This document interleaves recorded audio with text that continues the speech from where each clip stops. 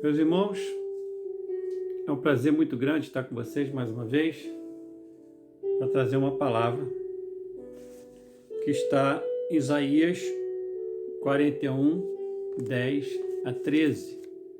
Mas vamos pegar alguns outros versículos para que nós possamos entender a nossa palavra de hoje.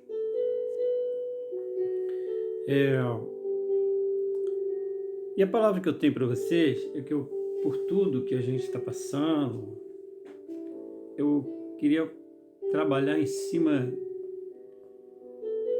das coisas que nos assustam. De repente o medo, de repente a ansiedade, de repente a síndrome do pânico, e é em cima disso. Pelo fato de que nós já estamos quase na metade do ano. O ano que ia começar, mas não começou e pegou a gente de surpresa. Pegou algumas pessoas, alguns empresários que estavam montando seus negócios. Outros estavam na metade do caminho e as coisas estavam indo próspero e acabaram tendo que fechar tudo, e hoje está tudo fechado. Tudo fechado. E com muitas incertezas e sem saber o que nos espera ao certo. Mas nós temos certeza de uma coisa, que Deus está conosco. Temos que fazer desse ano o melhor ano das nossas vidas, apesar de só termos meio ano aí pela frente. Não porque vamos ganhar mais dinheiro, comprar novos bens ou coisas parecidas, mas porque esse ano nós vamos orar mais e muito mais. Em sua opinião, quantas vezes nós devemos orar por dia? Pois é, não existe uma quantidade adequada para orarmos. Os judeus oravam 3 vezes por dia. Nós somos cristãos. Em 1 Tessalonicenses 5,17, diz que temos que orar sem cessar. Orar o tempo todo e em todo o tempo. É isso que nós devemos fazer. Orar o tempo todo e em todo o tempo. Devemos orar por tudo. Orar é conversar com Deus. Ele é o nosso Pai e quer relacionamento conosco. Nós devemos orar pelas emoções, ansiedade, angústia, aflição. Tiago diz, lá em Tiago 5,13, que nós devemos orar pelas aflições. Orar pelos enfermos. Tiago 5,14. Orar pelo pecador. Tiago 5,15. Orar pelo impossível. Tiago 5, 17 e 18. Nós precisamos orar pelo impossível, sim. Às vezes, as pessoas não acreditam. O sol não parou? Por que nós não podemos? Podemos sim. Isaías 41, 10, 13. Ele diz assim: não temas. Não temas.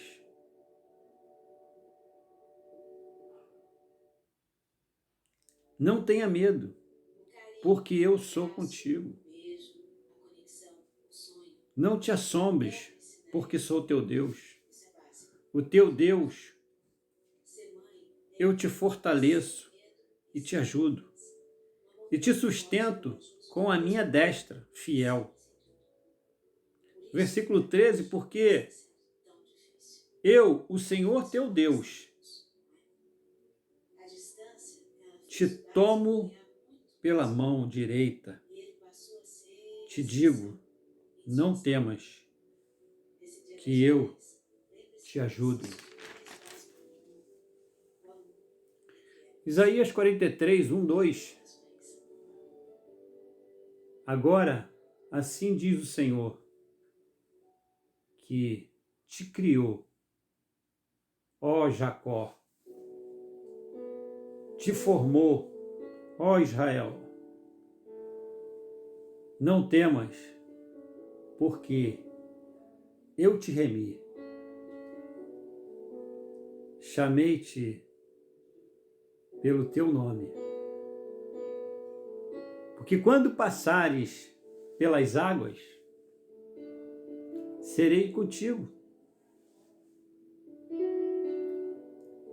Pelas águas, serei contigo. Quando passares pelos rios, eles não te submergirão. E quando passares pelo fogo, não te queimarão. Nem a chama arderá em ti. Versículo 3, porque eu sou o Senhor, o seu Deus, o Santo de Israel, o teu Salvador. Versículo 4, visto que foste precioso aos meus olhos, digno, eu te amei.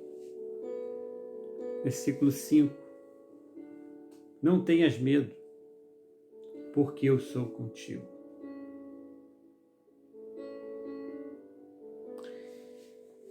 Então, mediante a você ter um Deus que te ama, um Deus que cuida de você, como você vai ter síndrome do pânico, por exemplo, num momento tão difícil desse? Nós tínhamos muitas pessoas que já passavam por problemas de depressão, síndrome do pânico, ansiedade, aflições, até mesmo essas pessoas que já existia. Agora a gente tem um número muito maior, até mesmo de crianças, adolescentes, passando por síndrome do pânico, exatamente por conta da pandemia, por conta da questão de estar trancado dentro de casa. Mas eu tenho buscado, assim, algumas coisas. Eu gostei muito de uma psiquiatra, a doutora Maria Fernanda, médica, doutora Maria Fernanda. Doutora Maria Fernanda, ela diz para você não buscar motivo por causa da pandemia. Ela fala, não busca motivo por causa da pandemia. Entendeu? Não busque motivo. Pratique paciência contigo mesmo. Então ela diz assim, se você pratica paciência contigo mesmo, no momento em que você está dentro de casa com muita gente, um fato que você não tinha sempre, né? Se você pratica paciência com você mesmo, você vai ter paciência para com os outros.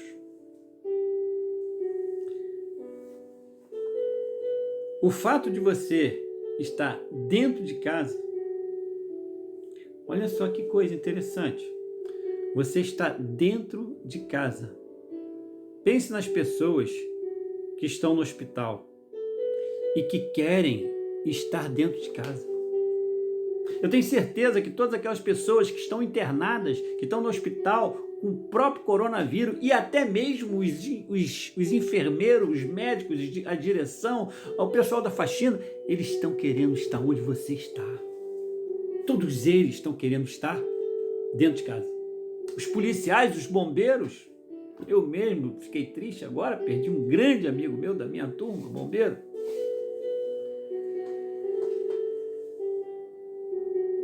Mas eles queriam estar dentro de casa. Ela nos ensina uma coisa muito interessante para você cuidar da depressão, da aflição e da síndrome do pânico. Ela coloca assim, ela faz um acróstico. Acróstico, você sabe o que é, né? Ela bota assim: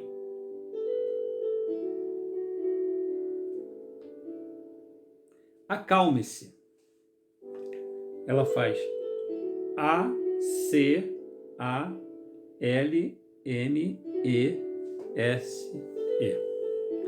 Acalme-se. O A, para as pessoas que estão atravessando um momento difícil de síndrome do pânico, por exemplo, depressão, basicamente a síndrome do pânico, quando ela diz acalme-se, é para você. Ela falou uma coisa muito interessante mesmo. Eu comparei porque no corpo de bombeiro eu trabalhei na ambulância de socorro, fui motorista, e quando a gente ia atender um chamado onde lá existia um paciente, até mesmo com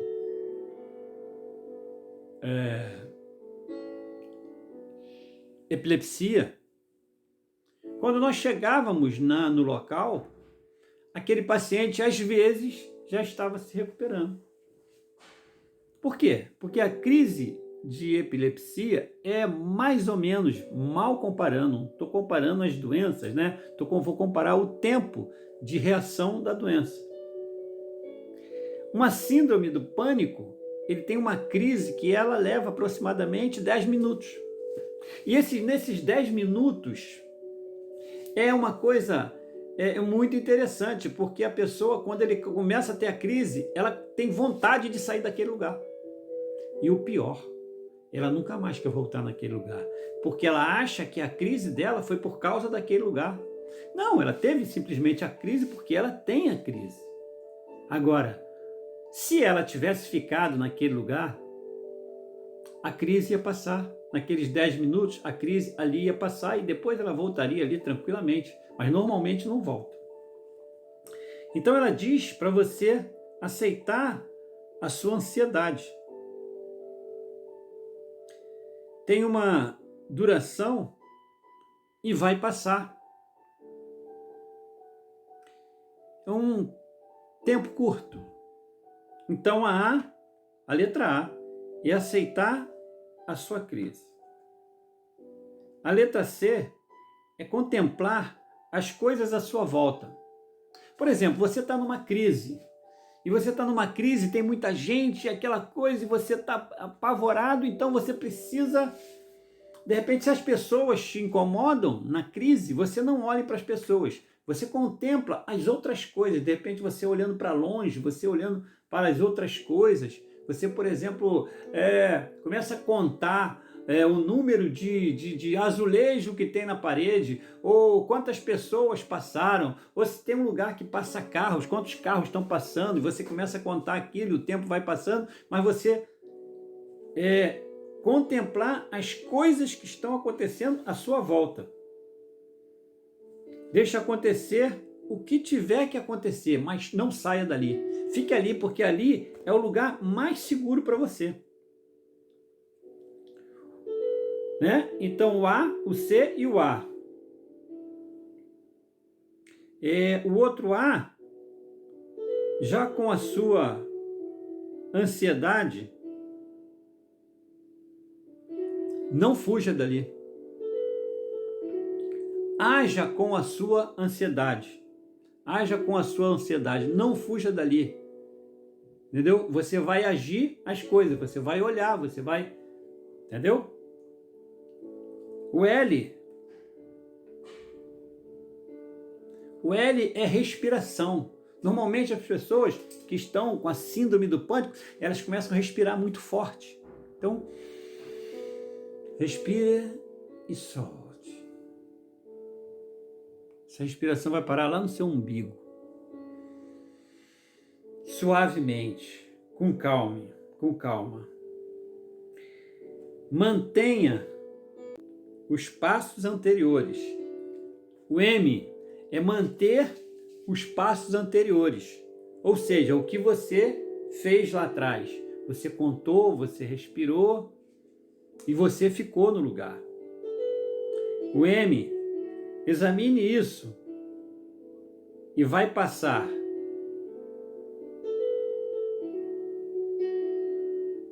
Você precisa examinar isso tudo, porque isso tudo vai passar. O S, sorria, porque você já percebeu que as coisas já passaram. E o E, espere o futuro, porque você aprendeu e você vai saber sair de uma crise dessa no futuro. Então, não tenha medo.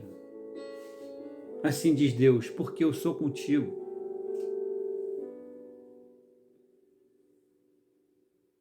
E assim você vai vencer a crise de síndrome do pânico. Isso é muito interessante. Acredito que neste momento, por tudo que está passando, você está muito preocupado. É bem possível que seja até um cristão. É bem possível que você seja um cristão. Por que você é um cristão e está passando pelo que está passando? Ué, mas você não é crente? Não. As pessoas estão equivocadas em relação. O próprio Jesus disse que no mundo tereis aflição, mas tem de bom ânimo. Eu venci o mundo. Ele não tirou a nossa humanidade. Nós somos humanos como todos. Então, nesse momento, você precisa, nesse momento que você está, você precisa usar a tecnologia. Use a tecnologia. Pegue o telefone, ligue para as pessoas, entre no Zap, escreva. E faça uma coisa muito importante. Muito importante. O medo é ruim. Por que o medo é ruim? O medo é ruim porque nós não controlamos, mas já aprendemos a controlar alguma coisa. Até bom. A doutora Maria Fernanda, psiquiatra, está no YouTube, inteligentíssima, sensacional. O medo é a coisa que a gente não controla. Mas o medo é tão comum que Deus diz o seguinte: por tudo que está acontecendo no mundo tereis aflição, mas tem de bom ânimo. O mundo inteiro está recluso. E o nosso país não é diferente. Nossa saúde está vivendo um dos piores momentos da história. O país entrando em crise. Crise comercial, crise. Mas o que nós precisamos fazer no meio dessa crise? Nós precisamos ficar olhando, olhar para tudo, e tentar entender tudo. E uma coisa muito importante é você não ficar na sua casa e mudando os seus horários. mudando os seus horários, porque daqui a pouco você está trocando a noite pelo dia sem você perceber. Não, se mantém no teu horário, porque você vai acordar, você vai fazer as coisas que você precisa fazer e você precisa reinventar, você tem que estar antenado para tudo que vai acontecer, para quando você sair dessa questão toda, você vai estar pronto para reinventar. Quem sabe você vai reinventar a sua empresa, quem sabe você vai estar estudando agora, você vai fazer novos cursos e muitas coisas vão acontecer, porque os cursos estão aí na internet para você. Então reinvente. 2 Timóteo 1,7. Porque Deus não nos deu espírito de medo. Lamentação de Jeremias, capítulo 3, no versículo 21. Temos que trazer à memória aquilo que nos traz esperança. Então, nesse momento, nós precisamos trazer o quê? O que está acontecendo? Confusão? Não, nós temos que estar antenados, mas nós temos que trazer à memória aquilo que nos traz esperança. Eu vou continuar, eu estou em casa, mas eu vou estudar, eu vou me preparar, porque quando acontecer que as coisas mudarem, porque não vai ficar nisso. O país, o mundo não será o mesmo, mas as pessoas precisam sair na frente e você precisa sair na frente. Isaías 41. Não temas, eu sou contigo. Só vencemos o medo se tivermos convicto que Deus está conosco. Isaías 43, versículo 2. Não te assombres, porque eu sou o teu Deus. Não fique em pânico.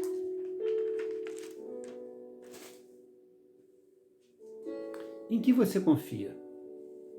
Onde está a sua fé?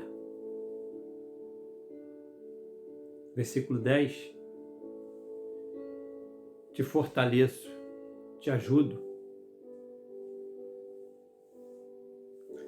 Para te fortalecer é porque você está fraco, angustiado, aflito. Medo. Você está com medo de morrer agora. Medo dos seus parentes morrerem. Medo do seu amigo. Medo de perder o emprego. Medo da empresa falir. E Deus diz: não temas, eu sou contigo. Não te espantes, eu sou o seu Deus. E te sustento a minha destra fiel. Deus é o socorro bem presente na angústia. Deus é o socorro bem presente na angústia.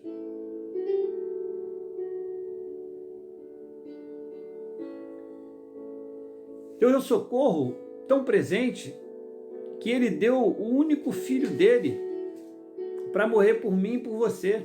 Ele diz lá em João 3,16 que Deus amou o mundo, mas de tal maneira que Ele deu seu Filho unigênito para todo aquele que nele crê não pereça, mas tenha a vida eterna.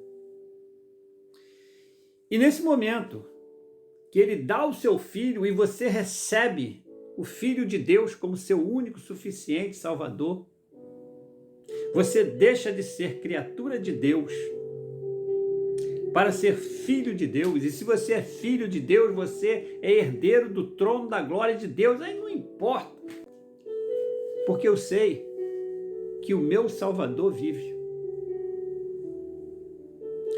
Não temas, você é propriedade de Deus. Não temas, tenha Jesus como seu único, suficiente, eterno e exclusivo Salvador. E você vai herdar o trono da glória de Deus. Que Deus possa te abençoar poderosamente nessa noite. Que Deus resplandeça sobre ti o seu rosto, tire todos os medos, tenha misericórdia de ti e te dê a paz. Que Deus abençoe.